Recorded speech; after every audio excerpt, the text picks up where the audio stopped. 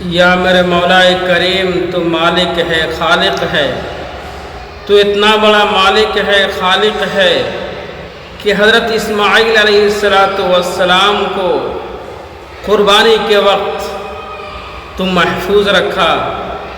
یا اللہ، تو حضرت نوح علیہ السلام کو طوفان سے محفوظ رکھا۔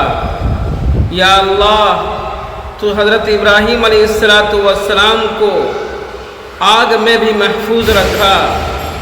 یا میرے مولا کریم، تو حضرت موسیٰ علیہ السلام کو فرعون کے شر سے محفوظ رکھا۔ یا میرے مولا کریم، تو نے حضرت یونس علیہ السلام کو مچھلی کے پیٹ میں بھی تو نے آرام سے رکھا۔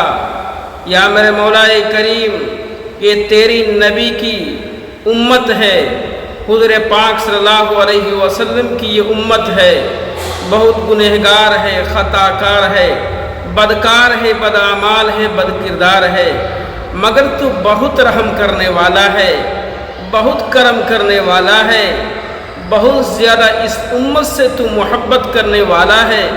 تو اپنے فضل اور کرم سے پیارے نبی کے صدقے میں پیارے نبی کی امت کے گناہوں کو تو معاف فرما، اور اس امت کی تو خاص طور سے حفاظت فرما۔ یا میرے مولا کریم، تو ہی مالک ہے، تو ہی خالق ہے، تیرے ہی آگے یہ سر جھکاتے ہیں اور تیری ہی عبادت کرتے ہیں، تیری ہی بندگی کرتے ہیں۔ یا میرے مولا کریم، تو آج جمعہ کے صدقے میں ہم تمام لوگوں کے گناہوں کو معاف فرما، ہم تمام لوگوں کی نمازوں کو قبول فرما، سنت نفل وتر واجب کو قبول فرما۔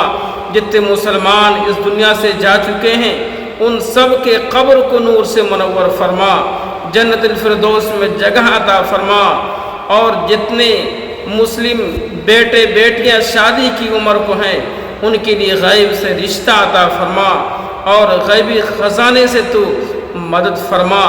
یا میرے مولا کریم، اس امت پر تو خاص طور سے رحم اور کرم کا معاملہ فرما، مرتے وقت کی منزل کو آسان فرما، سکرات کے عالم میں جو پریشانی ہوتی ہے یا اللہ تو ان سے حفاظت فرما۔ ہماری اس دعا کو اپنے حبیب کے صدقے میں ہم تمام لوگوں کے نیک اعمال کے صدقے میں قبول فرما، اور مسلمانوں کے جان کی، مال کی، عزت کی، آبرو کی حفاظت فرما۔